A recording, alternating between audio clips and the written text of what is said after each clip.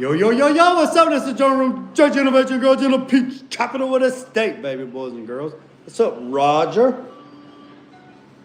What's up, Roger? So we got the grill shell. We got it up here. Like I said, we're doing everything in 400. We're doing 400 dry. Unfortunately, gotta get all into these little nicks and crannies and crevices.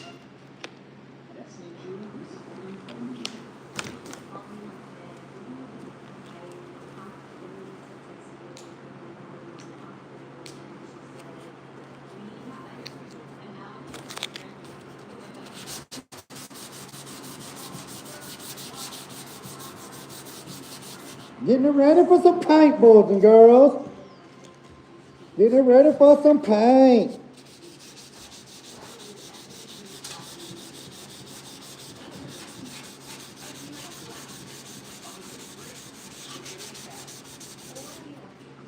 Yes, sir.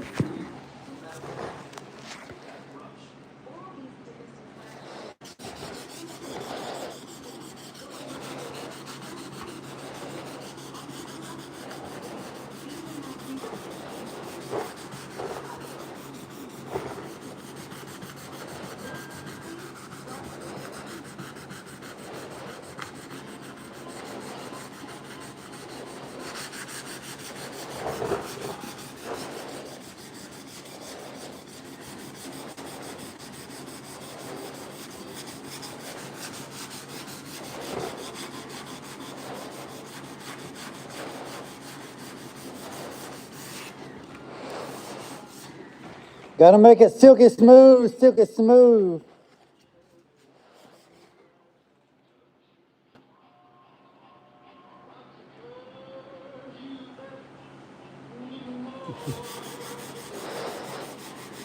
Junction.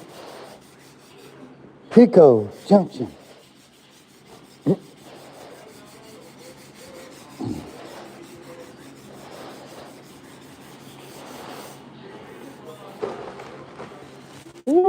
So got the bumper. Got the bumper done. We still gotta do the doors and the fenders and the grill and the cab.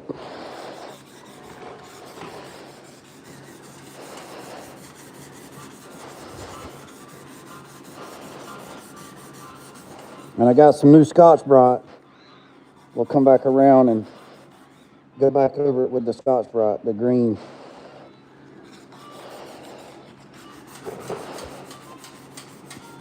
So this is 400 grit, dry. It's 400 dry.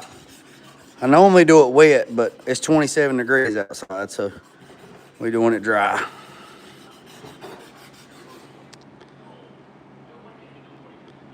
He's still a lot to do. Yeah. Got to do the doors inside and out, and we got to do the fenders. And then we're going to hang the doors and make sure where they're supposed to be. Just double check them. And then we'll probably, honestly, I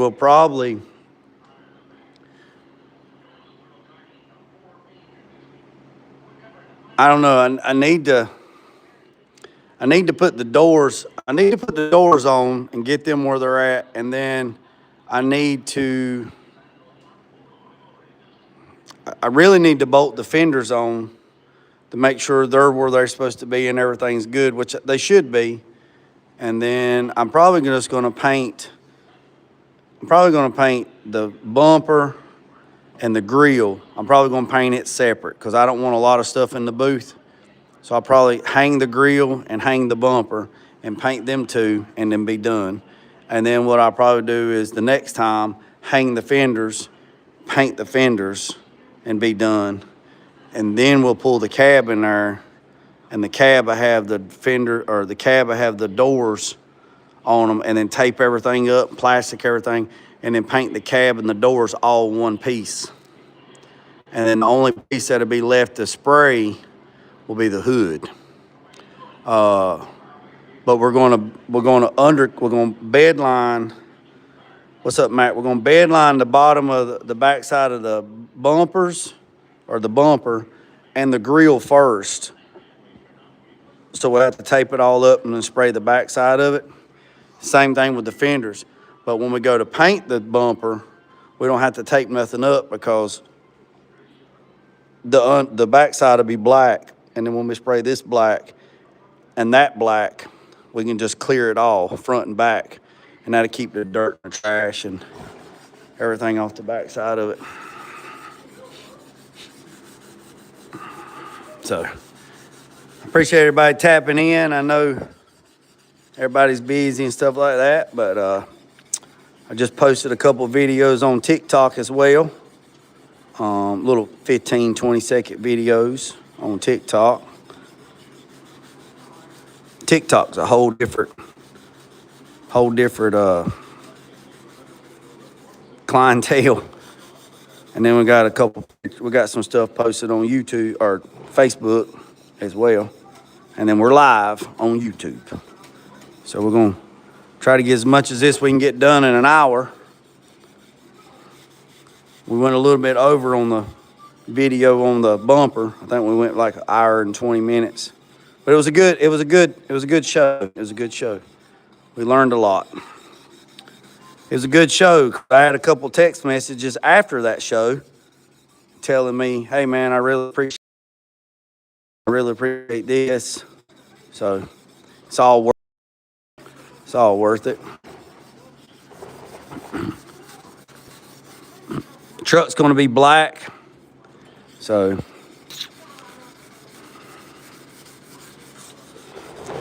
I already have the paint and the clear. Already have that stuff here on site. Just got to get some sealer. Got to spray everything in G7 sealer. Then everything gets 3 coats of black, and then we'll put some clear on there. So.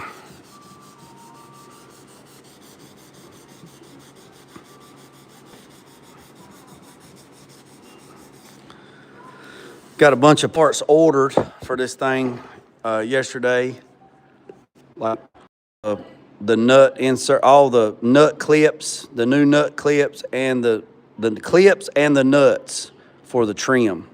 And I think there's 28 of them. And then the emblem, we got it ordered as well. It's actually red. I don't know if he's going to make me paint it black. I don't know. We'll just have to see. I might end up painting the daggone, if I can ask him and see. He's pretty lenient on letting me do kind of whatever, which is awesome. I might take some of that bronze and paint the bow tie bronze the same color as the engine bay. I don't know. With neon green flames and gold. Yeah, let's do that. Yeah, let's do that, Mac. Yeah, let's do that. He might not like that. But I'm thinking about the logo, or the new Chevrolet emblem is red. It's got a red insert. There's really no red on the truck. Now, if he would let me put a red pinstripe on the truck, like some kind of red pinstripe or something, that would be cool. Kind of but there's actually no red on the truck other than the tail lights and the side marker lights. So I don't know. I could paint the Chevrolet logo. I could paint the emblem, the inside of the emblem. I could paint it bronze, the same color as the engine bay. Yeah, that's what I'm thinking. Just paint it bronze instead of red.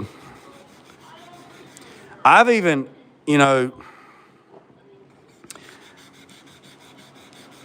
I was contemplating on asking him if I could paint this trim bronze. Now, if I painted this bronze, I would paint the bow tie, the inside of the bow tie black.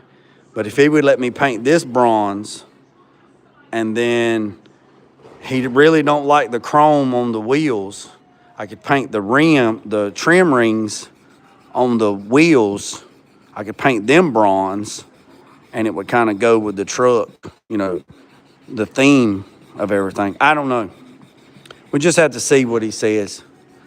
He loves black just like I do, so.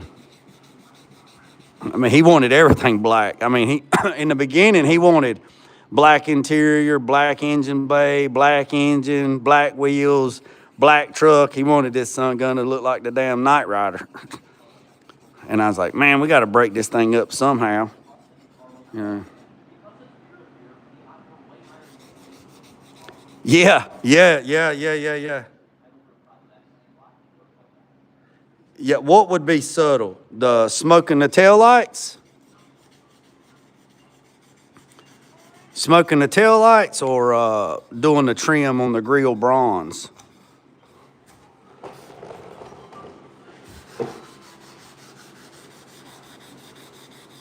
I mean, you think about it, this thing coming down the road with that ram air, and then it's all blacked out, and then if it had some trim, I would really like to put the trim down the side of the truck.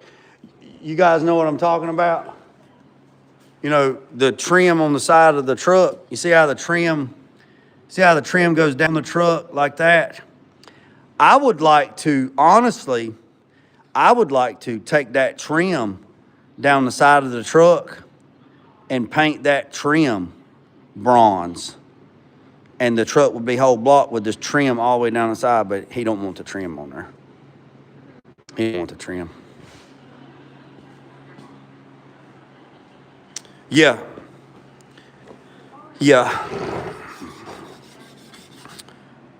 On the grill. Yeah, because what I'm talking about on the rims is, this is what I'm talking about. Painting these bronze. Painting this bronze and the dog dish. Bronze and bronze. So you got bronze and black.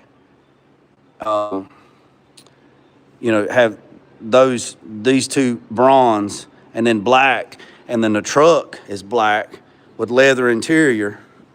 And then you got the engine bay that's bronze. And then when you raise the engine bay, everything's bronze. The truck's black, and then you got a couple bronze accents. And you gotta also think, I got the trim around the headlights. You know, they're new. I got that stuff too. See, these pieces right here, that's that polished aluminum. So I would do these headlight trims on 67 or 68. They would be bronze, and then that would be bronze. So it kind of gives it a little bit of accent. Yeah, he don't. And you know what I could do? I could take that bronze and go to my powder coater and have them powder coat everything, and then I wouldn't have to sand or paint nothing. They just powder it, and it would be, then I know it would be good, you know. The only thing I would have to paint the trim, because we've already got high build filler on there, or, you know, high build epoxy on there. But everything else, that's raw metal and aluminum, I could take it and have it powder coated bronze and wouldn't have to paint nothing. The only thing I'd have to paint was the trim. I don't know. I mean, I'm sure he'll see this video. Sometimes he watches the video, sometimes he don't. I could ask him and see what he said. And you know what he's going to say? He's like, what do you think? I was like, well, I mean, it's just an idea. I just think if it's just all black, it's just going to look like a piece of charcoal. You know what I mean? And there's nothing wrong with it being black and sinister, but, man, we got to have some kind of accent, you know, to break it up. Something. But again, it's, you know, at the end of the day, it's his truck, and he's pretty much let me have, you know, pretty much the say in anything. You know, he kind of just said what he wanted, and I kind of run with it. But you know, at the end of the day, it's his. You know, I mean, if he called me tomorrow and said, "Hey, look, I want you to turn this thing into a convertible." Now, if he called me tomorrow and said, "Hey, look, I want you to cut the top off of it and let's make this thing a convertible," I would say, You really want to turn that thing? No, he's not local. You really want me to turn that thing into a convertible? I would strongly disagree cutting the top off. But if he's like, no, JG, I really want to cut the top off, I'd sawzall the top off of it. You know. What's up, Craig? Actually, no, he's not local. No. Oh, I talked to the box truck today. Talked to him too. So we good on that. So we kind of got a game plan on that. So he wants a lot of stuff bed lined and stuff. So we're good on that. So this is the only one time you're going to hear me say religion. Praise Jesus. Amen. Can I get an amen in the house? Yes, sir. Yes, sir. You've been baptized in the body filler. Paya. That's the only time you're going to hear it. That's the only time you're going to hear it. Yeah, so we good. So we good. We good on that.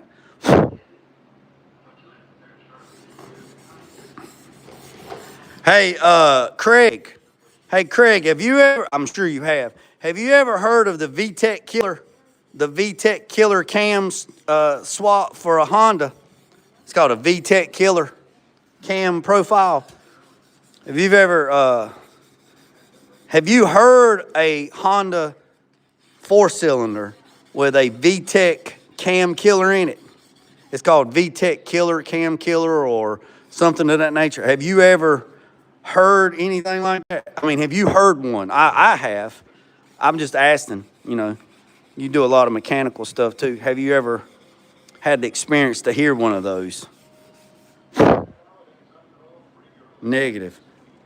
Well, I tell you what, Craig. Leave my live or sometime today, go to YouTube and type in VTEC Cam Killer Honda Civic. Probably the #1 video is going to pop up as a silver one with the hood raised. When you watch that video, then do a short video telling me what you think about that video and tag me in that short video on your page, giving me a review and your thoughts on a 4-cylinder VTEC Cam Killer install, and then get back with me and let me know what you think about it. That thing sounds like it's been possessed by the devil. Like, you just let me know.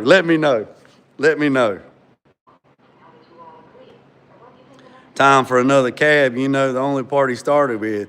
Oh yeah, man, there's no way I would cut that cab.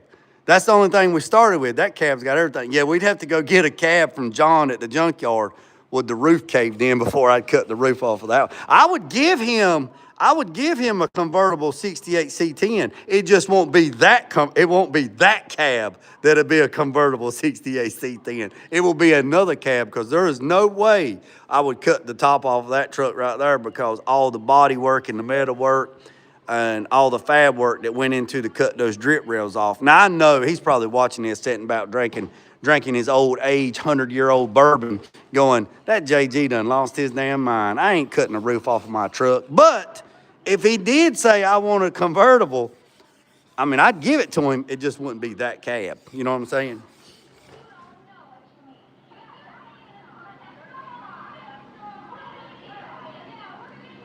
Oh, did you listen? Did you look it up, Mac?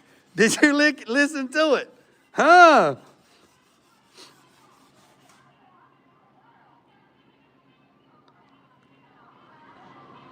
Man, if he idled that thing down, that thing is crazy, ain't it? That thing right there is. Could you imagine that thing coming down the road in the middle of the night?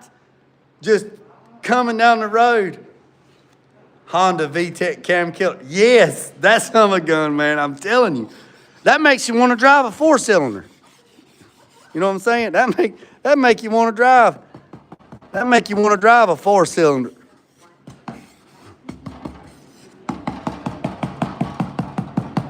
I mean, literally, that son of a gun. What's up?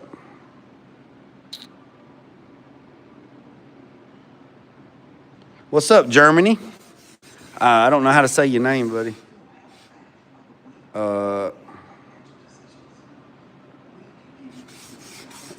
Yeah. Oh, yeah, man. That daggone. I cammed a 240 Volvo. That's cool. That's crazy. That's crazy, Trucker Tom. That's crazy. Yeah, I've always, that VTEC killer cam swap and those little Hondas, man.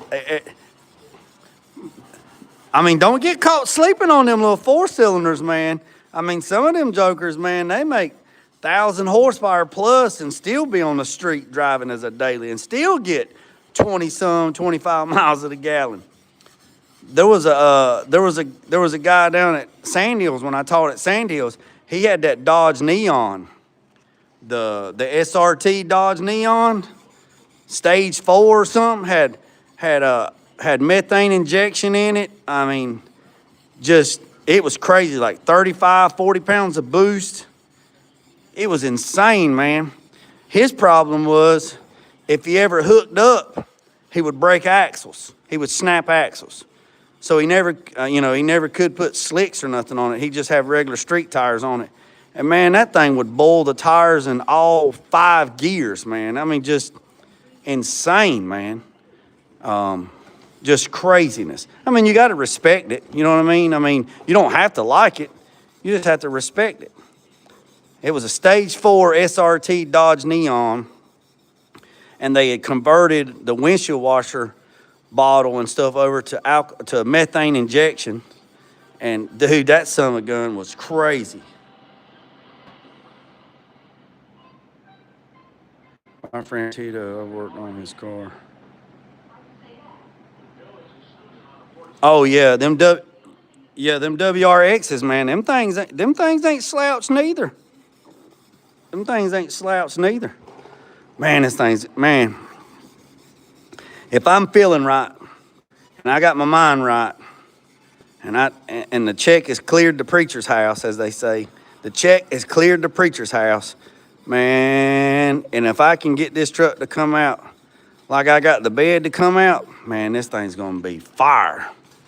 And you know the bad thing about it? Once I get all of it done and painted, I still ain't done. Then I'm going to have to come back and cut and polish the whole entire thing. Then we're going to have to get it ceramic coated. Then we got to go back to the dyno to get a dyno run and another dyno run and a road run where we ride it on the road. Then we're going to have to set up the suspension. I got a suspension guy that I'm gonna take it. He's old race car guy. He used to set up race cars, stock cars, dirt track cars. I'm gonna have to take it to him and get him to set it up, get the suspension, get it all dialed in, all the QA1, get all that dialed in. Still got to charge the air conditioner system. Still got to put the glass in it. Still got to build the doors. Got to put all the rubber. There's still a long way to go, but talked to the client and he said, we finishing it. So that's what we're doing. We're finishing it. We're finishing it this time. We're finishing it.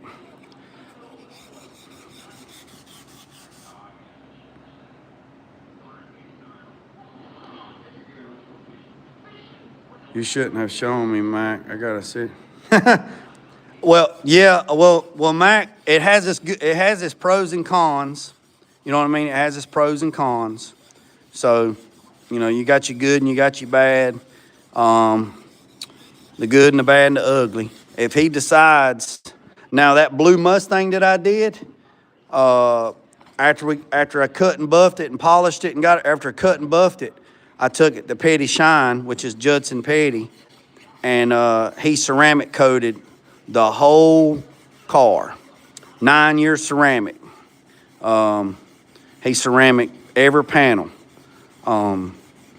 So it's whatever the client wants, if that's what he wants, that's what he wants. But I know he likes to keep his shit clean, and he loves black. So I'm pretty sure after I get it cut and buffed and polished, after the time frame. You can't do it right after you paint it. You got to wait, at least PPG says you have to wait at least 6 months at 70-degree weather. So cut and buff it, and then 6 months later, schedule it to go get ceramic coated, and then they'll do a paint correction, what they call paint correction, and then they will ceramic coat it and then be whatever. So it's totally up to him. It's his vehicle. And they'll do everything, the glass, the wheels, everything will be done. Everything will be ceramic coated. So, hell, we was talking about the other day not even putting windshield wipers on this thing. And somebody was telling me, you ain't gonna put windshield wipers on it. I said, he ain't gonna drive this thing in the rain. Put the cow trim on there, this windshield wiper delete, and just put Rain X on the windows. Just do a windshield wiper delete. And if he did get caught in a little misty rain, it would run off the windshield. But I mean, he ain't gonna drive this thing in the rain. I mean, it'll be driven, but it won't. I mean, hell, at one time he's talking about getting an enclosed trailer and putting it in an enclosed trailer. You have to take it long distance to a car show or something. But he says he's going to drive it, but long distance. He said, hell, we'll put it in an enclosed trailer and haul ass down the road. Again, it's whatever he wants to do. At the end of the day.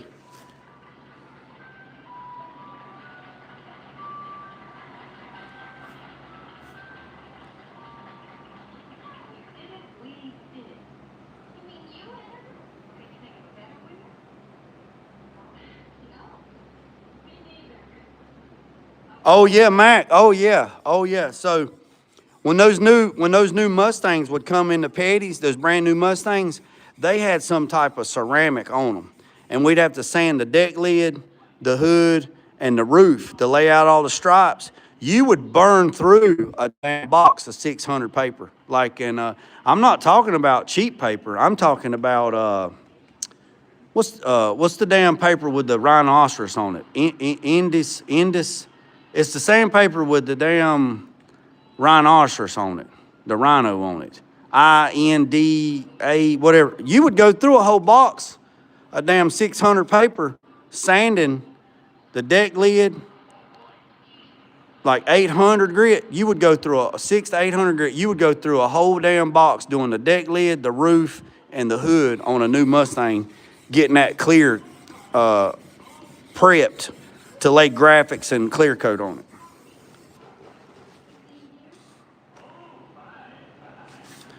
At Matco, we use single stage rolling. Yes.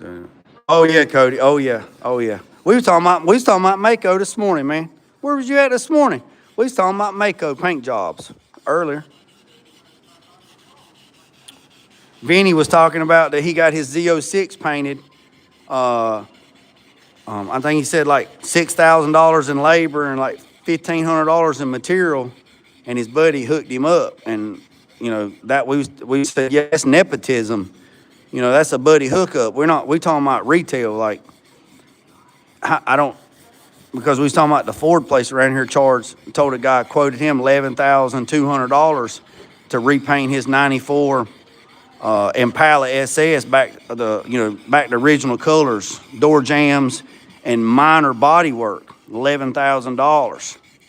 And he made a comment that his Z06, he got his Z06 painted by a buddy of his for like $6,000 in labor and like $1,500 in material.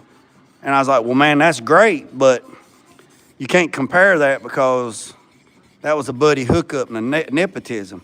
It's just like going to Mako. You can go up there and get a cheap paint job. I had a student that worked there one time, and man, they do like 150 cars a month. He says, man, you go in there and you order what you want, and you go check. And if you upgraded all the packages, you'd have a pretty good.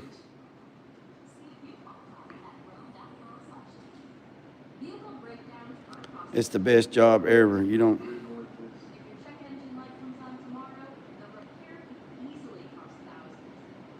Oh yeah. Yeah, there's one here in Cary, North Carolina, man, and I think they do like 150 to 175 collar. The last time we went up there, and it's been a pretty good while. I mean, I'm sure you can look it up online. They was doing like 150 to 175 cars a month, and it's like production work, you know. And had a student there, and he's like, man, I'm painting 140 cars a month. He just walked in a booth. He would walk in the booth and spray it. He'd walk out of this booth, walk in the next booth. He'd spray that, and he'd walk out of that booth, walk in the next one. And it was just like a damn assembly line, it was a assembly line. And y'all know Henry Ford is the one who designed the assembly line on how to produce stuff in a timely manner. I know at Thomas Buses in High Point, they paint a bus like every 12 minutes a bus is painted. Like the bus comes in the building and it comes through the building on a conveyor system. And when it comes out the end and goes around in 12 minutes, that sun gun is painted outside and inside. There was a guy that used to work there was a student at the school that got a job at Thomas Buses. And he said, man, you would literally, when the bus would come in, you would literally walk into the bus, walk all the way up to the front of the bus, and it's all pressure pot. And he said he would sit there and he would spray the whole inside. And by the time he got out, it was time for another one. Hey, I appreciate that, Kevin. Happy New Year to you. Yeah, he said I think it was like every 12 or 14 minutes, a damn full-size school bus was done, painted outside and inside on the assembly line. But it's all pressure pot, single stage, and it's heated. Up there, it was heated, so all the material was heated. So when it come out of the end of the gun, it was like 70 degrees. It's crazy, man. It's the craziest thing you ever seen, man. You know, damn school bus get painted in 12 minutes. The whole damn thing, inside and out. They got guys on the outside and a guy on the inside, just spraying like hell. That's like the paint shop on the military base. Oh, yeah. I mean, it's just crazy, man. He worked there about a month. I mean, he made good money and everything, but he quit. And he went to work at a body shop, like a collision shop. And he's like, man, it was good money, it was good benefits. He said, but dude, you didn't have time to do nothing. Like literally, you didn't have time to do anything. I mean, if you're young and, doing production work, stuff like that, that's great. I mean, if that's what you want to do. But it's rough on you, man. This right here is rough on you. This is rough on your old body right here. I wrote a song about this called Paid in Scars. Paid in Scars. Is that a Tulsa bus plant? The old McDonald, what it sounds like. No, it's, what's up, Tulu? No, it was Thomas Buses. Thomas Buses in High Point. I think it's like every 12 or 13 minutes the damn school bus would be painted. So we're working on the grill for the 68 C10. The bumper's already done, and then we got to do the doors and the fenders. So we did the bumper earlier, so now I'm doing the grill, and I'm holding the phone so y'all can kind of see what I got going on. And once all this, I'd already put guide coat on it.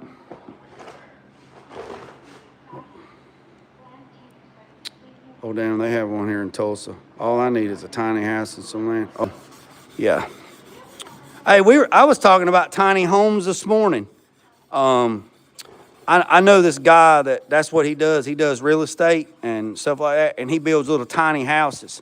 And he said, man, them little tiny houses is panty droppers, man. Anything under 1,000 square foot, like 980 square foot, little tiny houses. And he is building a daggone fire out of them things. And he's renting them out. So they're nice. Like 2-bathroom, 2 or 3 bedroom, full kitchen. I mean, super, super, super nice little places. Super nice. And he said, they're like, I mean, that's what he called them, panty droppers. And he builds like 3 or 4 of them at a time. And before he starts building, he's already got them on the market for lease.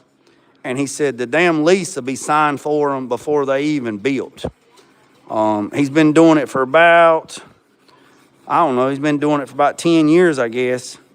And then he said you build your first set, you get them paid off, and then you build your next set, and you get them paid off, and then you build your next set. He said this is how you build generational wealth. And basically, it's basically like back in the day around here, people would build chicken houses, and they'd build like 400 or 500 foot chicken houses. And then when those chicken houses was paid for, then you build 5 more. Now your first 5, or you would build 4 chicken houses, and then they'd be paid for like 5 years, the way they set it up through Purdue and Mountaineer, how they, stuff like that.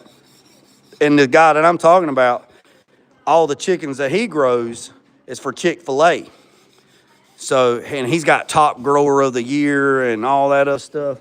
So he gets bonuses and all that stuff, and there's no antibiotics or nothing like that. So it's real strict.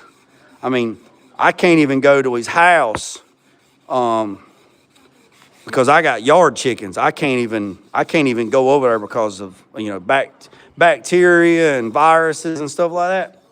But anyways, so he built his first house. He built his first 4 houses, and then within like 5 years, those houses were paid for. So he built 4 more houses. So the first 4 are paid for. The next 4, he's making payments. Same way through the company. So what he done was he doubled up. So the first 4 are paid for. The next set of 4, he's making payments on them. He gets paid like every 60 days, or every 45 to 60 days he gets paid, and then they take out all your feed and your payments, and then you get you get your payment, right? Well, what he was doing, he was doubling up. So the first 4 houses was paid for. He was using 2 houses to pay all of his expenses of the other 2 houses. He was doubling up to pay the next 2 houses. So within like 2.5 years, 3 years, the next set of houses were paid for. So within 10 years, less than 10 years, he had 8 chicken houses that were paid for. So now he has 8 chicken houses. At that time, he had 8 chicken houses paid for, and every 45 days he was getting a check. And then he got grower of the year, and then he picked up the contract with Chick-fil-A, growing all the chickens, all the chicken breasts and stuff for Chick-fil-A. So then what he did is then he built 2 more houses, but they're called mega houses. So those 2 houses equal what 4 houses do. So he's got 4 houses, he's got 8 regular houses, and then 2 mega houses. And so he's got 10 houses. He's got 10 houses on the ground, realistically, he actually has 8, 9, 10, 11, 12. He has 12 houses of birds. And the boy just turned 35.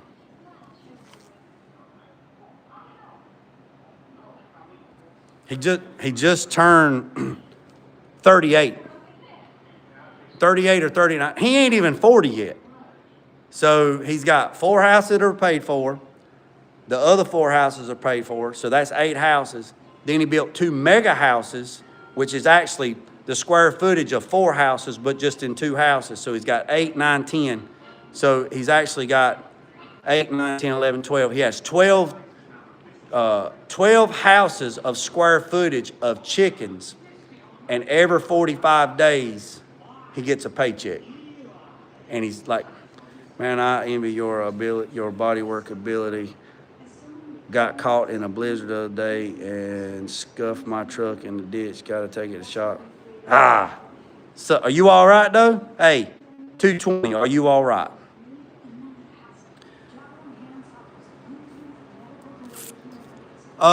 No, I got the tripod, Tulu. I got the tripod. It's right here. Yeah, here's the tripod.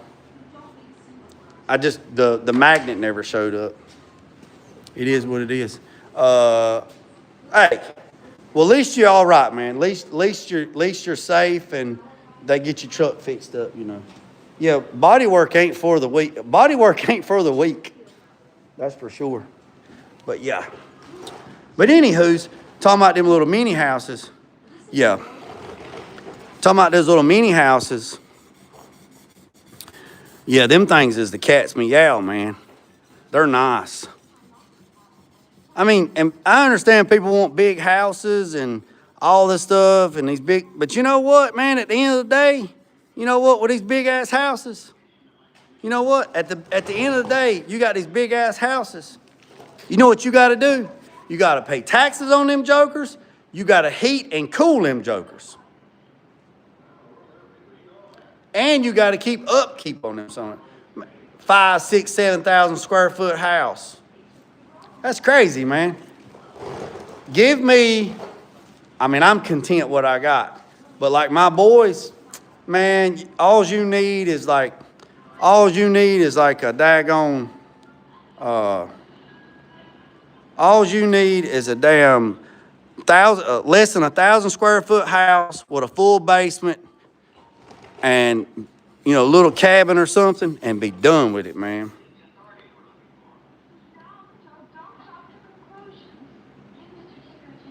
Oh, well, actually, with the chicken houses, yes and no. You can't go nowhere. But see, here's something else. The guy that I know that has the chicken houses, what he did is he bought one of those, y'all know those little places, they're everywhere, man, where you can buy those little buildings, like those prefab buildings, like 16 by 24 and 16 by 30 or whatever, those little prefab little buildings. What he did is he bought one of those and he put it on the farm, right? And he made it nice. I mean, it's real nice. Bathroom, I mean, he turned it into a house on the farm, right?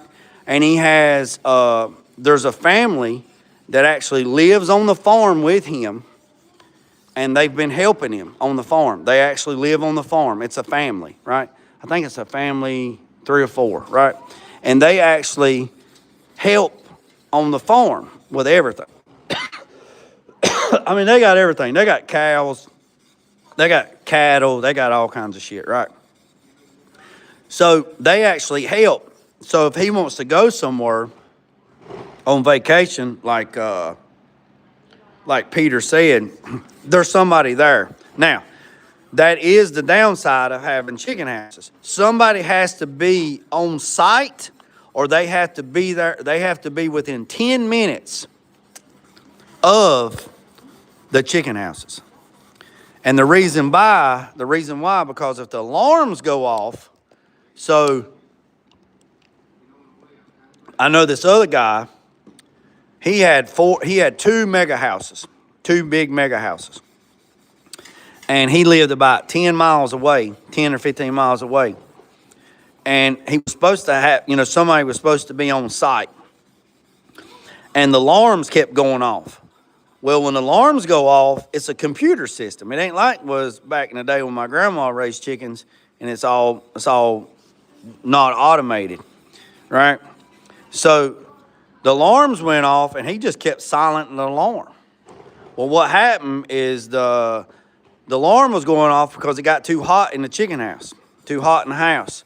So what was happening is the fans was trying to come on. The fans come on, but they didn't bring in no fresh air.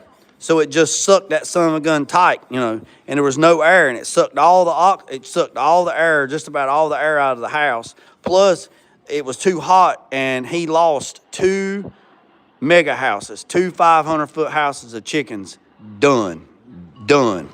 And what happened was Mountaineer, that had a contract with him, because you put up your land, and then they finance you the houses, and then you make payments out of your check every 45 days or whatever it was. Well, since they found him at fault that he shut the alarm off, and they lost the chickens, both houses, you know, thousands and hundreds of thousands of, you know, a lot of money in chickens. So what they did was they said that he violated his contract and null and voided it, and they seized the property, and they sold his land and their chicken houses to somebody else. And he lost his chicken houses because his ass would not get out of the damn bed and go fix what the problem is. So the new guy that owns it he built a little mini house out there, and there's a family that actually lives on the farm within four-wheeler riding distance, and if anything happens, that's their job.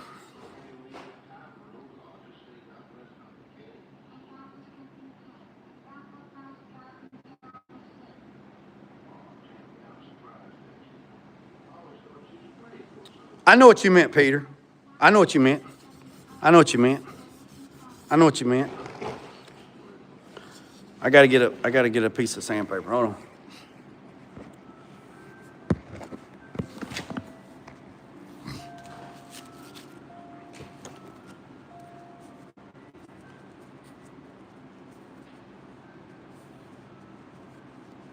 Yeah, Simmons, I've heard of those. Yeah, those are out west.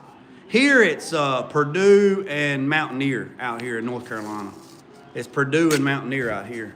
But yeah, man, you're right. I mean, you actually live there. I mean, you got to take care of it.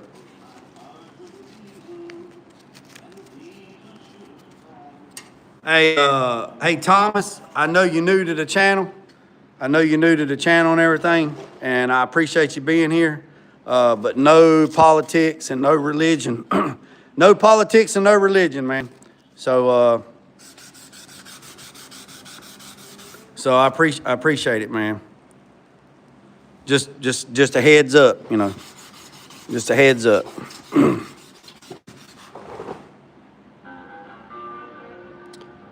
Hold on a second. Hold on a second. What's up, big fish? What's the easiest way to fix a lead joint? Take a torch and sweat it all out. Take a wire brush, sweat all the lead out. Take a wire brush, make sure you wear a respirator, make sure you wear gloves. Sweat out the lead, get every bit of it out with a wire brush, get every bit of it cleaned out. 2K epoxy it, and then cut you a piece of metal strip to fill in the void. Spray either 2K epoxy or weld through primer. Cut you a strip that fills in that void, weld that in there, grind it down smooth, put you some 2K epoxy over it, and then put you a little bit of fiberglass filler over top of it and block it out, and you'll be done with it.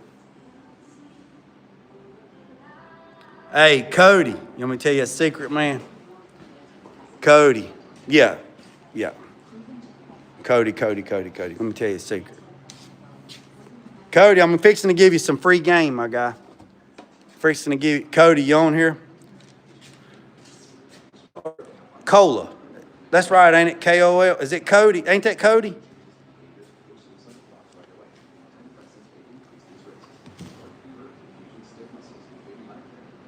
Yeah, you're right.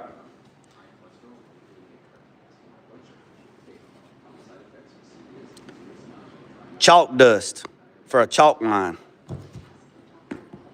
Go to Lowe's, go to a hardware store, get you some damn chalk dust for a chalk box.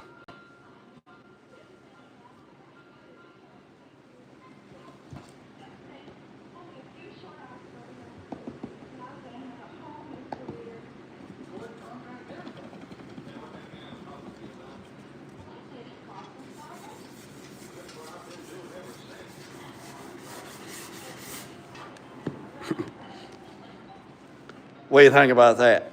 Now, if you don't have one of these, put it in a sock. If you don't have one of these right here, right? If you don't have one of these, that's okay, right? Go over to Walmart and get you one of them damn Tupperware bowls, right? Or one of the bowls that you get lunch meat in, the container. Get you one of those. Go over to the automotive section and get you one of those little white wax applicator or the little white foam things that you put tire shine on your tires, and get you some of that shit right there. I'm looking for a tray. I don't have one.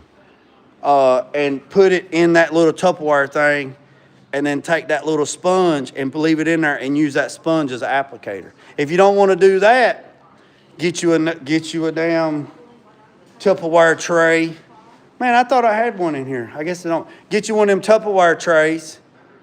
Get you a damn sock. Put that shit in a sock. Leave it in there, and then just take the sock. And you can take the sock with the dust in there and just pounce the pad. Yeah, one of them wax pads. Yeah, yeah. Yeah, yeah, wax pad. Yeah, yeah, yeah. That's some free game for you today, Bubba.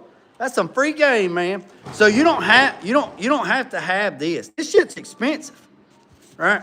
This shit's expensive, right?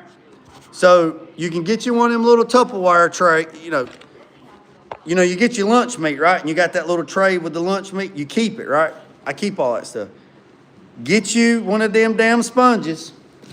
Get you some damn blue or red. It don't matter. It don't matter. Blue or red chalk line dust. I've had this for years, and it's right there. Look, it's a damn old look. The can's broke. It's like right there. Get you one of these son of guns and put it in a damn Tupperware thing and shout out to my Austrian. What? Shout out to my Austrian paint friend. Yeah, container with a lid. Yes, container with a lid. Yep, container with a lid. Oh, yes, sir. Yes, sir. Yes, sir. Yes, sir. Yeah, and then all you gotta do is just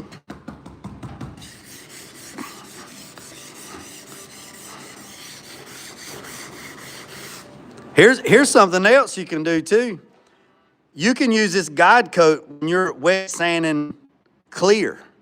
Now, Miraca makes a white guide coat, but let's say, now I won't be able to use this on this truck because it's black, but let's say I might be able to use the blue on it, I don't know, but you can use Miraca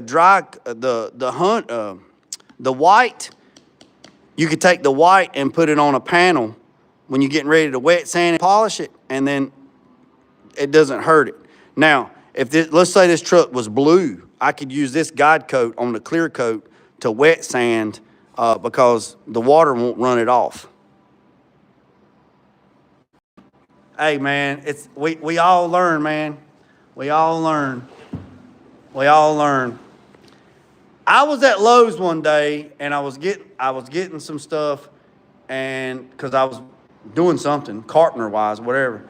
And I got to thinking about it, and I said, why won't that chalk dust work? And a lot of people say that chalk dust is not as fine as the Miraca. The Miraca goes through a better filtering situation where you don't have no hard grit.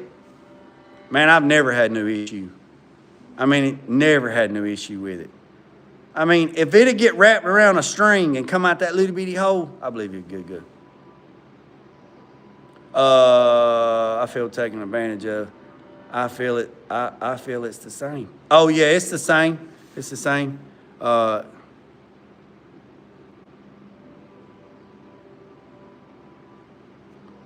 right, so you have red, blue, and black. Cool. John, I am working on a 68 C10. We are, oh, yeah, I'm still watching. Working on a 68 C10 today. We've already done all the sanding. We've done the final priming, and then we final sanded the ram air bumper this morning. Now we got to do the grill, and then we got to do the doors, and then put the doors back on the cab, and then we're going to paint the grill. We're going to paint the bumper. We're going to paint the fenders and the hood. Then we're going to paint the doors on the cab. And this is a functional ram air hood, functional ram air bumper. All this stuff was made here in-house. So fresh air goes through that box, comes up through the intercooler, goes into this box, and goes into the engine. So, yeah. I appreciate you joining. So I'm using this green Scotch pad is like an interface pad. And so don't sand on bare fingertips because you'll leave track marks. But if you'll put Scotch Brite and double it up, that's like an interface pad, just like if I was putting it on a DA. It's an interface pad. And then we're just coming back and we're hand sanding everything until everything's gone. I had a C10 with a 400 small block, pounded in the wood of my property, brought it back, put an engine in my 94 Wrangler, had to fat up radiator mounts because the fan kept eating the radiator.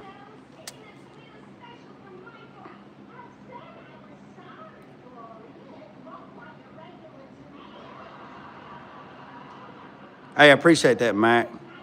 Hey, John. Hey, John, I'm gonna ask you a question.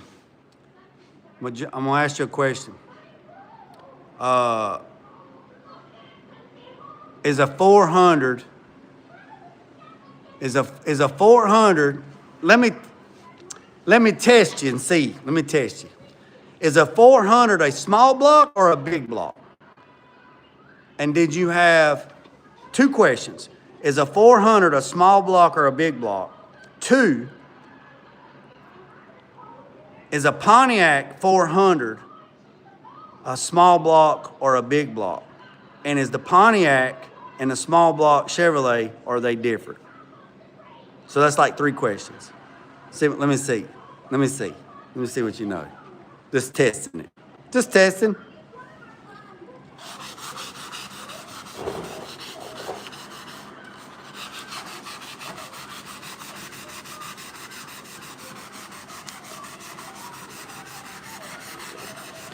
So we get all this.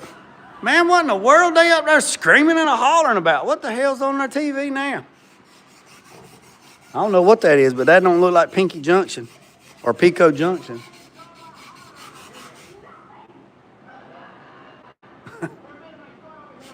Lord, that's crazy.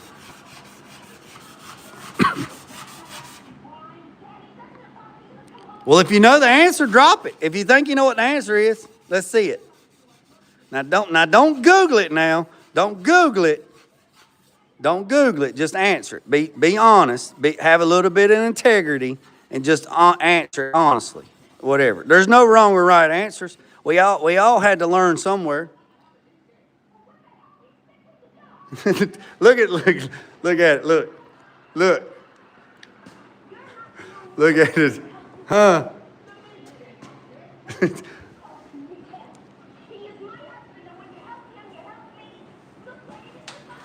All right, okay. So John said Pontiac. So what John is saying, Pontiac 400 is a big block. Is that what you're saying? So I just want to clarify before we keep moving forward. So John said the Pontiac 400 is a big block and the Chevrolet 400 is a small block. Is that what you're saying? RS1 says the 400 Pontiac is a big block. Anybody else want to chime in on that? So Johnny says the Pontiac 400 is the big block. RS1 says the 400 Pontiac is a big block. And the Chevrolet 400 is a small block. So that's what they said. They agreed. That's what they're saying. Anybody else want to chime in before I answer it?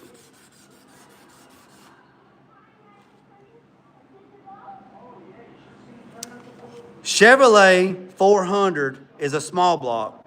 Pontiac did not make a big block or a small block. All the Pontiac engines are the same, all the way up to the 455 and all the way down to the small ones. Everything Pontiac made was called a tall deck, not a big block, not a small block. Everybody thinks that a 400 in a Pontiac is a big block, just like the 455, but it's actually not. Pontiac's division through GM never made a big block. They're all the same on Pontiac side. They're called tall decks. If you Google it and fact check me if you don't believe me. Chevrolet did have a small block and a big block. The 400 it's considered a small block on the Chevrolet side, but a lot of people, old schoolers, like, oh, that's a big block. No, it's not. It's a small block. But Chevrolet did make a big block, so that's the difference between a big block and a small block in the Chevrolet GM division. But in the Pontiac division, there was no small block and there was no big block. They were all the same. They were called tall decks.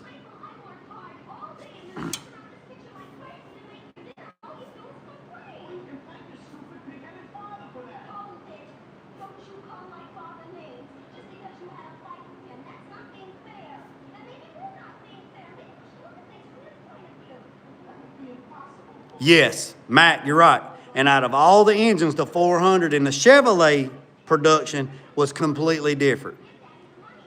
I had a 64 Pontiac Catalina 389 and a 455. People are talking about Pontiacs in 2020. Definitely good people. You're right, I had a 79 Pontiac Trans Am 6.6.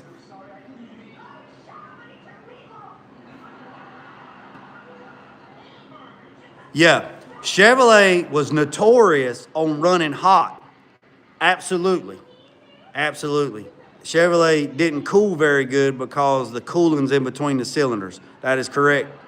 Crazy backwoods, that is correct. Chevrolet acts as small block, big blocks, and tall decks. Yes. 1973 Venture 350 engine, a big block. How so?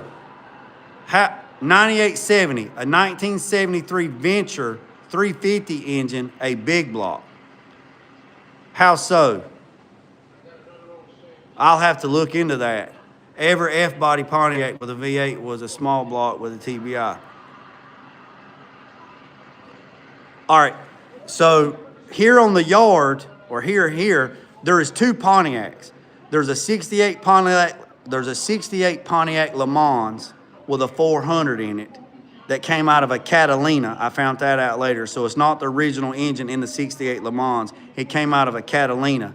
And then there's a 70 Pontiac Le Mans station wagon with a 400, full air, full ride, full turn, everything. I thought a 400 Pontiac was a six-banger. No, it's a V8. It's a V8. There's two of them here. There's a 68 Le Mans with a 400 in it, V8, and then there's a 71 Pontiac Le Mans GTO wagon with a 400 in it as well. After they went through Chevy, they had small blocks and big blocks. When they used Pontiacs, they were all the same. Yes. I'm in North Carolina, John. I'm in North Carolina. Yep. I'm in North Carolina. So, I share that with you because I did not know that as well. I did not know that as well.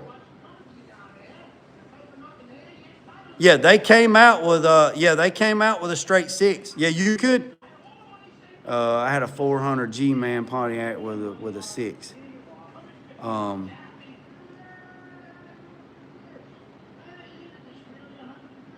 went to basic training. Well, that's cool. Yeah, so I did not know that Pontiac engines were all the same and they were called tall decks until a few years ago because I said something. I said, yeah, this thing's got a 400 in it. I think it's a big block. And the guy says, no, you're wrong. And I was like, actually, I learned when I was doing the 68 GTO from New York. So I did a 68 GTO Judge, which was a 28 option car. It had a 400 in it. And then I did a Grand Prix car that had a 455 in it. And I said, so the 455 is a big block and the 400 is a small block.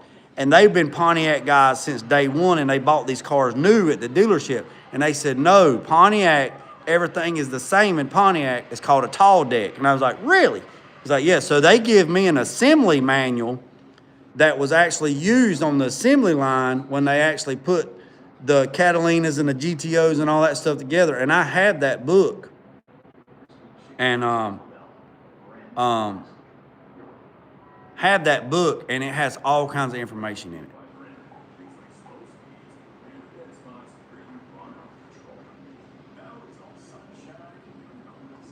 So, with that being said, so yeah, it's always, and see that 68 GTO Judge, you can go back and look at some old videos of that.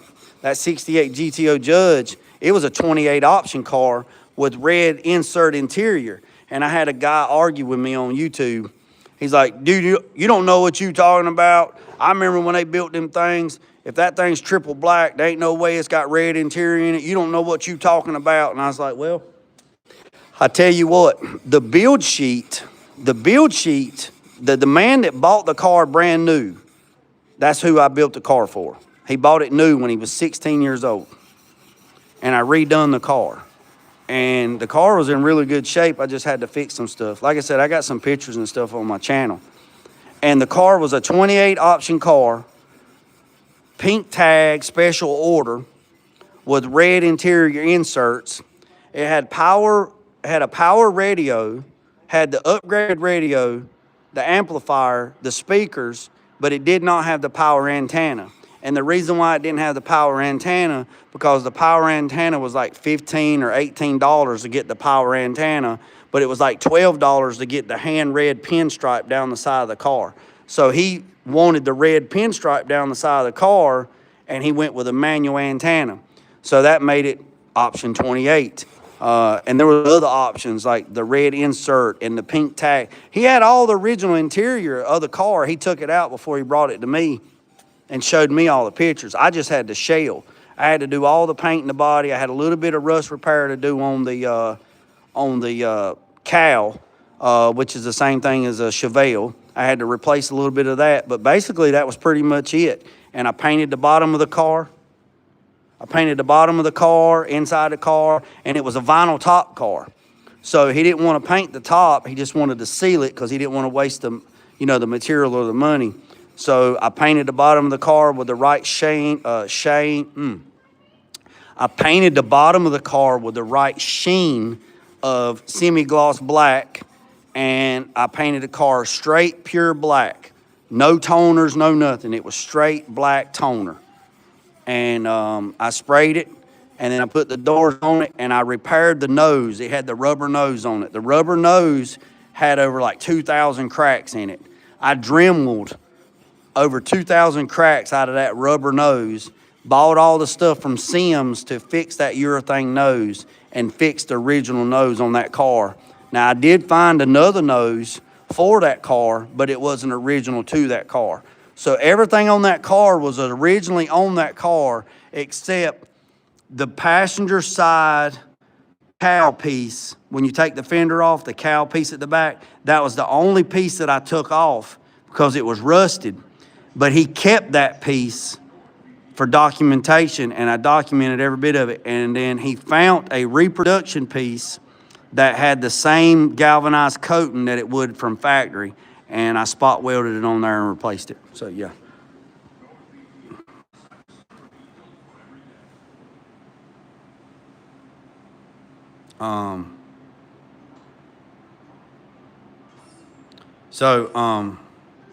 That was that. So it was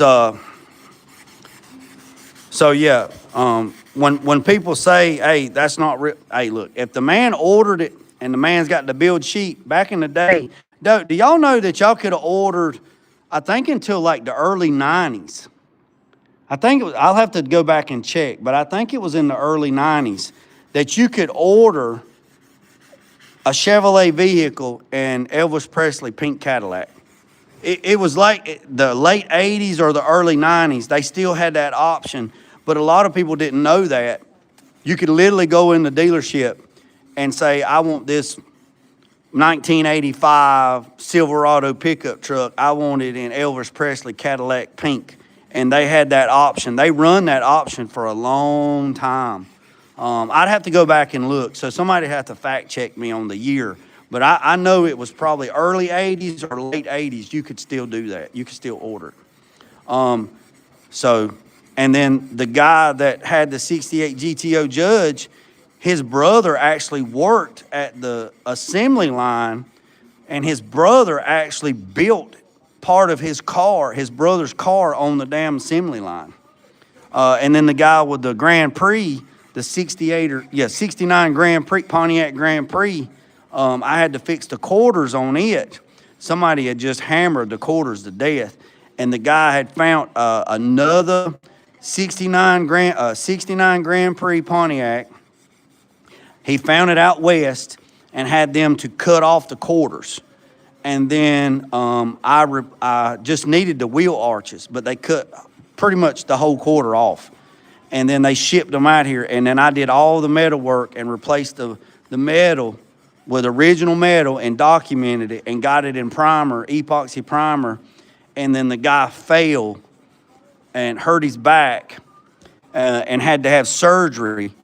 And I got pictures of it on YouTube and my Facebook page. I need to go and repost it so you can see it.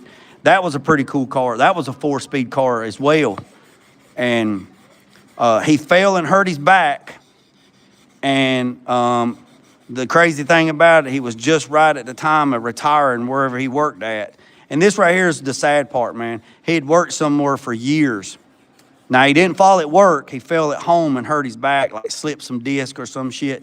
And then he was almost on his way out for retirement, so he had to take some vacation time and stuff. And then when he scheduled it, and then he retired, and then when he scheduled his surgery was after the time he had coverage on his insurance, and he didn't have the money to get his surgery. Now, he didn't sell his car, but he sold a bunch of other stuff. He sold some pew-pews. He sold a bunch of other stuff, but he didn't sell his Grand Prix. And he told me, he said that it was going to be like $15,000, $16,000 to get his back surgery if he paid cash. And I said, well, just let me know. Man, I ain't thought about that in years. It was a couple years ago. He said, well, when I get everything situated, and they lived in this big ass house, and he tried to get his wife to sell the house and move to a smaller. I mean, they had a house like 6,000 square foot, man. Just crazy. Him and his wife, you know, no kids, like 6,000 square foot house. Well, that's crazy, man. So the last time I talked to him, he was going for surgery. And when he got out of surgery, he texted me and said, hey, man, surgery went well. And that's pretty much the last time I talked to him. But he told me, he said, whenever I get situated and get where I can get financially, I'm going to bring you my car back so you can finish it. And it was all black. It was an all black car. But never heard nothing from him. So, yeah. So, man, I got so many. I mean, I'm sure Mac's got a bunch of car stories too, man. And see, Mac being up in Ohio, he probably got a whole bunch of more information on vehicles because, you know, you got Flint Hill, Michigan, you know, where they done a lot of assembly line and stuff like that. But I never question anybody on their vehicle. The only thing that I ask people, do you own the car and is the title in your name? That's what I ask them. Do you own the car? Do you own the car and is the car legally in your name? And then if they say, no, the title's not in my name, or no, if they tell me the title's not in their name, I won't work on the car. And they got to have insurance on it. They got to have insurance coverage on the vehicle while it's here in the shop. So that's some rules that you got to have. You got to have you got to have insurance on your vehicle while it's in the shop, and you have to own the vehicle. It has to be legally in your name. You don't have to be in the state of North Carolina, but you legally have to prove that you own the vehicle. And you probably ask me, what does it matter? Well, there's a whole lot of reasons why if somebody don't own a vehicle, you don't need to be working on it for a lot of reasons. So a 400 is a 400, period. A 400 is a 400, period. Minus the small block or the big block, the placement is the same. The pistons are going in the same distance, possibly in different direction. Well, I mean, that might be true, Keith, but Pontiac didn't make a big block or a small block. They're all the same. They're called tall decks. That was the whole thing where we were going. I was just trying to share some information because it was shared to me a few years ago, so I was sharing it with everybody else. But yeah, I mean, Just like Chevrolet made a 305 V6. Chevrolet made a 305 V6. Sure did. And hell, Max Blue Mule might have had a 305 V6 in it. There ain't no telling. And that's the first time I ever seen a 305 V6. Was in a truck sort of like Max. It had on the tailgate 305 V6, and I'm like, 305 V6. This was years ago, man. I was in high school, and I was like, what? I was like, man, you got a 305 in this thing? Yeah, that's what it come out with, 305 V6 with 3 on the tree. I was like, man, you crazy. He popped the hood in there, and sure enough, 305 V6. Chevrolet made one. It was in a GMC pickup truck. Damn pistons the size of coffee cans. Blue had a 235. That's what the 54 had, a 235 Blue Flame. But yeah, they made a 305 V6. I can't remember the spec on them, but they were torque monsters, like severe torque monsters. Severe torque monsters. But yeah, like I said, it was an old GMC truck like Max Blue Mule.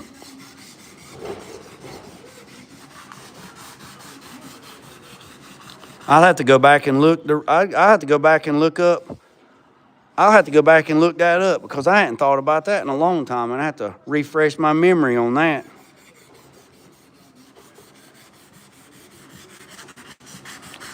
So like I said, I'm gonna bed line the back side of the grill, the bumper, and the fenders.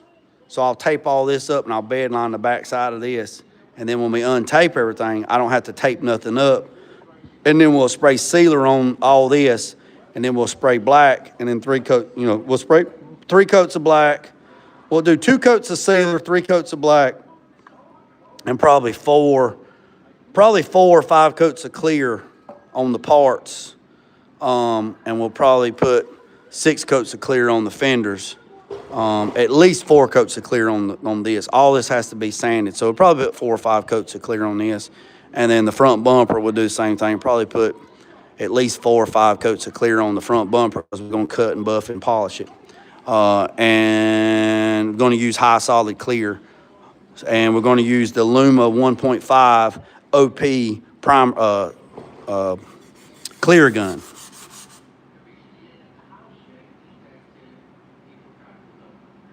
Chevy trucks had V. Yeah, they had V12s too. Yeah, Mac, they sure did.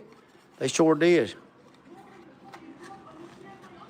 What happened to that? What happened to what? What's up, Don? What happened to what? What are we talking about? What happened to what?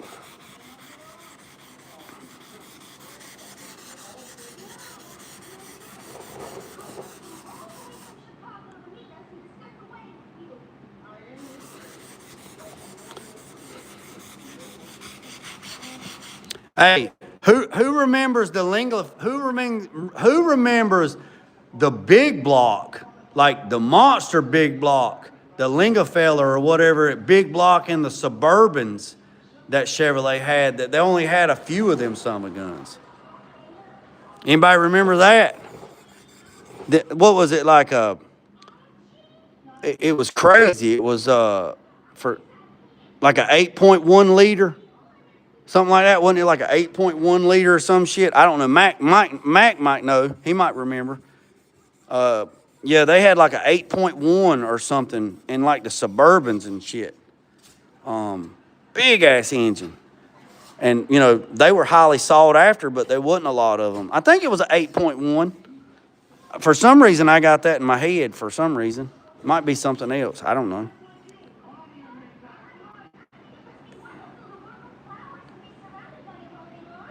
No, they had one that was bigger than the 454. Yeah, they had one bigger than the 454. It was a monster. I want to say it was like an 8.1 or something. It was, yeah. I'll have to go research it. And then if I find it, I'll post it in my community post. But yeah, man, you just don't never know what's out there, because back in the day, man, you could order anything you wanted. And then all the manufacturers, you know, the big manufacturers, man, they'd make all kinds of weird shit. And they just throw it out there. You know, they just throw it out there. And you wouldn't even know. And then see, like, the colors of the engine made a difference. Like, there was a guy that painted a 302 one day, and I said, is that the right color?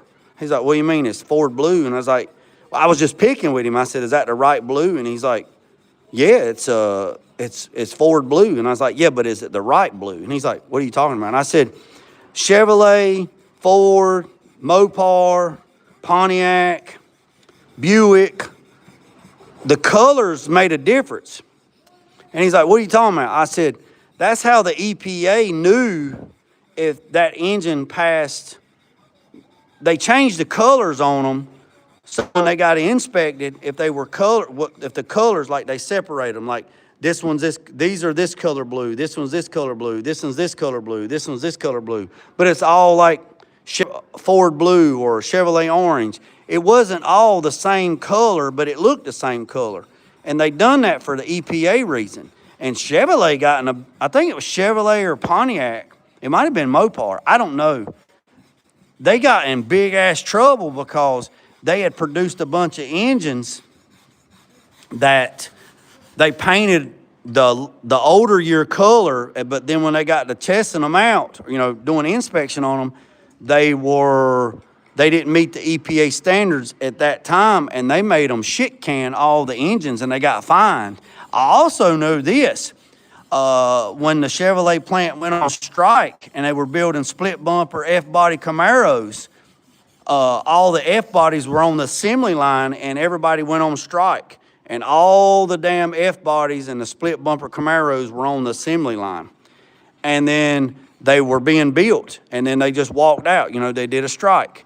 Well, the problem, what happened was when the strike was over, the EPA rules had changed on the vehicles, and all the vehicles that were on the assembly line couldn't go to finished production, so they sent them to the damn scrapyard to the shredder, and they shredded all of them. I know where a typhoon, no, I know where there's a cyclone. Hey, speaking of that, 10.4 liter. Hey, Cody, I'll tell you this right here. Cody, look this up. Do you know, I just seen it posted the other day for sale. The only one Typhoon GMC pickup truck convertible ever made, and it's original, and it's documented. The day it left the dealership, it was the dealership sent it, or it would come from the plant and went to the dealership. They had a program, I cannot remember, I'll have to go back and look at it. I seen it last night. They had a program that, like an aftermarket company, they set up, and they was going to turn them into convertibles. They did one Typhoon convertible pickup truck, GMC pickup truck. It's silver with the red stripes on it. They did one, and something happened or whatever, the deal fell through or whatever, the truck got put in storage or whatever, and it just come out the other day. I seen it pop up in my newsfeed on Facebook, and it says, no, this is not AI, this is real. Here's the documentation, here's the VIN number, here's the code. It's out all. So it was the only one Typhoon ever produced that had a authorized dealer turn that bitch into a convertible. Like the Dodge, you know, like the Dodge Dakota pickup trucks with the rag tops. It was one. I know where there is a Typhoon sitting at right now, and not a Typhoon, a Cyclone. I know there's a Cyclone sitting at right now in a guy's garage right now within 30 miles of where I'm sitting at right now. It's been there ever since. It's got less than like 4,000 or 5,000 miles on it. He come up to me at the Peach Festival, and he was talking about he had like a Suburban and an Impala that he wanted to sell. And I'm like, okay, cool, whatever. And I've told this story many, many times. So, and I said, well, you got any square body pickup trucks? And he says, oh yeah, I got trucks, I got this, I got whatever, because, you know, I was looking at square bodies. So I go down there to look because he said he had a 62 or 63 Impala 2-door. And he claimed it had a 409 in it, which I didn't believe him, but I was like, okay, cool, whatever. So I go down there, and he had this nice Suburban, and he had all this other stuff and this, and I seen the daggone Impala. It didn't have a 409 in it. It had a daggone 327 in it. And he was an older guy, so you just kind of just brush it off. Looking at all this stuff, and I was like, hey, man, you got any square bodies? What's up, Nathan? I said, you got any square bodies? And he said, absolutely. He said, I got one in here. So we'll go through this another section of this building, barn, whatever you want to call it. We go into this other door. He moves this door out of the way. We go in, we flip the lights on, and then there's a silhouette of a truck sitting in this room. There's a garage door, like an old barn door that y'all know, the barn doors that used to open up like that right there. It was there, but it had all these boxes in front of it, right? In here, there was this truck, and it was too small to be a square body. It had boxes and all kinds of shit sitting up, had a blanket over it, like a big ass sheet blanket. So we start moving some stuff around. You can smell cat piss. I mean, it's just, and I'm like, man, cat piss everywhere, you know, spray and old Tomcat spray and everything. Take everything off the truck or whatever, and I go back to pull the sheet, and here is a damn cyclone. What's up, Buchanan? Buchanan knows this story. I've told Buchanan this story. There is a damn cyclone sitting in this garage. Pulled the sheet back. Here's a damn cyclone sitting in this damn garage. 30 miles from my house right now, 30 miles. I said, you got to be shitting me. In my brain, I'm jumping up and down. And I'm going, yeah, I said, this is like an old S10, ain't it? He's like, yeah. He said, you know, Chevrolet had them 4.3 little Tahoe pickup trucks. He said, man, them things are run like a scalded dog. I said, yeah, my daddy had one. He had a 93 Tahoe. It was that burgundy and silver, 4.3 Tahoe, 3 on a tree. I said, that son gun would run like the cat's meow. And he's like, yeah. And I said, man, what's the story on this thing? He said, man, my son bought this thing new at the dealership. And he said, man, he kept getting tickets in this thing all the time. And I was like, yeah. He said, my wife told me if we didn't take it from him and park it, we was going to bury him. And I said, yeah, you think so? And he's like, yeah. So I said, can I open the door? So when you open the door, it's sealed up inside. So it just pops the door open, right? You look inside of it, it's dusty. And he said, man, I don't think that door's been open. I don't know if that door's been open in the last 20, 30 years. And I'm like, yeah. So you look in there, and you can't see the mileage on it. And I said, how many miles on this thing? He said, ain't many, 4,000 or 5,000 miles. He said, he didn't even make it through the summer when he bought this thing. We made him park it. I said, where's your son at now? And he said, he ain't around. I said, well, he's still with us, ain't he? And he's like, yeah, he's still with us, but he ain't around. And I left it. I didn't press it. I was like, would you be interested in selling this thing? I don't know. Now, his wife was gone. You know, he's by himself. And I said, well, what would it take, trying to do a John Buchanan. Buy everything in the yard just to get the truck. Buy everything in the yard just to get the truck. He was real adamant on selling the Suburban. He was real adamant on selling the 63. And then he had some other stuff he wanted to get rid of, like tractors and all kinds of bullshit. But I never could get him to budge on the Cyclone. Never could get him to budge. So I give him my number, my phone number. I'm on my way to North Carolina. I give him my phone number and all that. Yeah, I'd buy it for $1, right? So I give him my name and phone number, and I try to call him. He got a house phone, don't never answer it. One day I got a wild hair up my ass, and I drive back down there. There's nobody there. Dogs in the yard, so he ain't passed. He's still there. 2 years later, I run into him at the Peach Festival again. He comes up to me. He's like, hey, how you doing, young man? I said, I'm doing all right, man. How are you doing? He's like, you doing all right? I said, yes, sir. And I I said, you ever get rid of that Impala? No, I still got it. I still got it. I said, you don't have no G-bodies or nothing. I didn't see no G-bodies down there. You ain't got no G-bodies, no Cutlasses, no Monte Carlos. Nah, I ain't got none. I never liked them cars. Them cars is ugly as hell. And I was like, yeah. I said, what do you think about that truck in there in the building? He's like, oh, you talking about my son's old truck? And I said, yeah. And he said, I don't know. I still got it. I said, well, I tell you what, man, give me an idea on, I buy the Suburban, the 63 Impala, and I'll take 4 on, well, I don't know. What kind of money you thinking? I said,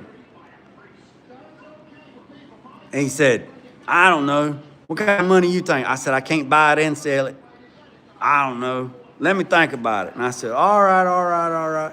I said, you get my note I left? I come by your house and I left my note on the door. Yeah, I got it. I was down at the cafe. Down there with the boys at the cafe. Now I'm talking, man, old hat, coveralls, beach nut in the damn jaw. I'm telling you, friggin' old school. 30 miles from here, there's a damn cyclone sitting in a building covered up with a sheet with blankets and crochet blankets all over top of it, cat piss everywhere, sitting in a damn building with less than 5,000 miles on it, plus or minus.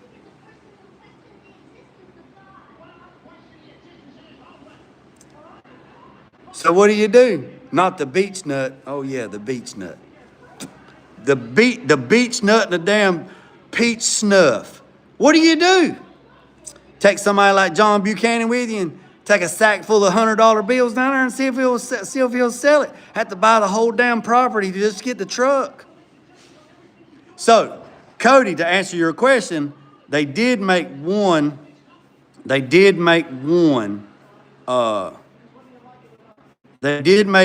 Typhoon convertible. You Google it and look it up. They did make one Typhoon convertible pickup truck, and it's documented. Look it up. I seen it like 2 days ago pop up, and it wasn't AI bullshit. It was the real deal. I could get him to sell it if I let bring. Hey, I done told you there was cat piss everywhere. That old Tom Cat done sprayed everything in the goddamn building. Everything was like cat piss already. And you want to bring your sister. Man, we would have a cat fight. I'm telling you, man. And maybe the good Lord willing, I'll run into him again. Maybe I'll see him again and I can ask him again. Take him some apple pie. Yeah, take him some apple pie. But you never know what. So when I'm riding around, that's why when I go places, I don't ride the interstate. I ride through the country, and I'm always looking. I'm looking at ponds for ducks, and I'm looking at swamps, and I'm looking at houses with old backer barns and buildings and stuff going, man, there might be a damn classic in there. That might be a damn classic car in that building over there. And some pecan pie. So, like I said, we got the bumper done. It's ready. 95 minutes. We went to 100 minutes this time. So I'm going to finish this grill up. We're going to finish this up. I'm going to post a couple TikTok videos after this. Try to get some TikTok stuff going. Post some stuff on Facebook. Also, I will go look and see if I can find that Typhoon, that convertible that I seen a couple of days ago, and I'll share that. And also, I'll share the pictures of the 68 or 69 Grand Prix Pontiac that I hear here in the shop. I'll share that in the community post. I appreciate everybody tapping in, man. Some duck or trout might get you some brownie points. Hey, at one time, man, right here in the top left-hand corner, it said, on my end, it said 598 people was watching. I believe that's a record. 500, almost 600 people was watching and 60 thumbs up. I appreciate every single one of you, boys and girls. So, like I said, if you're new to the channel, hit the subscribe button. I'm gonna finish this off camera, and then we're gonna get that going, and then we'll probably do the doors next, but it probably won't be today. We'll probably do the door tomorrow, and then we'll do that door, or we might do the fenders. I don't know. We're gonna do something, but like I said, I appreciate everybody tapping in. Don't be too hard on me on my TV. I know the left sides went out. But, you know, it is what it is. I appreciate every single one of you spending this afternoon with me. Hit the subscribe button, hit the notification bell. And remember what I said, boys and girls, don't worry about the man up the road or down the road. Sweep off your own front porch while sweeping off anybody else's. Put God first at loose end drag. Peace.